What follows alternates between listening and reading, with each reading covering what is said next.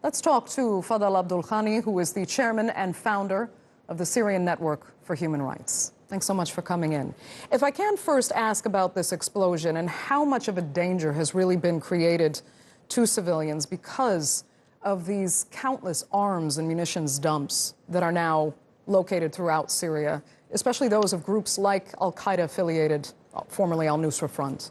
Thank you very much for having me. Yeah, of course, the explosion and the chaos in Idlib will be escalated simultaneously with the regime attacks on Idlib. Al-Nusra is always caused trouble for the Syrian population and always become like justification from the Russian attack in Al-Ghouta, in Daraa, and everywhere, and in Eastern Aleppo before. Now Al-Nusra will keep creating troubles to the population there and will not like remove their weapons and will not accept any like political or settlement solution in Idlib. So that based on that, the regime and the Russian determined to seize Idlib again. In this very complicated situation, Idlib is divided to two areas. One area is under Faylaq al-Sham, and now they create like one union, and other part under Al-Nusra control area. That area will be, the civilians in that area will totally suffer too much. And one more things regarding the attacks. Mainly the attacks does not concentrate on the Al-Nusra fighters only. They are attacking civilians under Al-Nusra control area. Okay. Is there any safe place for non-regime supporting civilians really to be in Syria right now? That's a very key question, actually. Where those people will fled now? As you know, those people already forcibly displaced from several provinces, and they displaced several times. They came from Daraya, from Daraa, from everywhere. And there is 4 million now Syrian civilians in Idlib. Where are they going to live? I think now the escalation will happen on the door. Now, recent 2 weeks, there is a huge attacks on the Idlib province. At least my expectation that 700,000 will be at the Turkish-Syrian border. And there is no other places. This is the last province under the opposition area. And everyone fled to this area. This is the first point.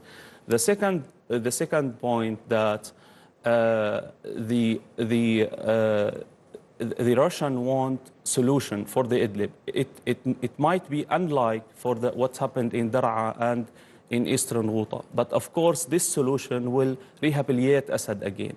They are looking for reconciliation with some armed groups, but in general, this political solution will be under the regime control again. Okay. That will be unaccepted from the Syrian population. Syria will keep unstable, and the resistance will continue. So Idlib is a very disaster situation now, and there is displacement happened right now, caused of the regime attack, caused of this explosion, this terrifying the society there. But I mean, help us understand if you have a vision for the kind of end game here, because how much longer can the rebels actually hold out? I mean, or will the map of the Syrian Arab Republic ultimately have to change in some form? There is here key issue that Idlib is also under the Turkish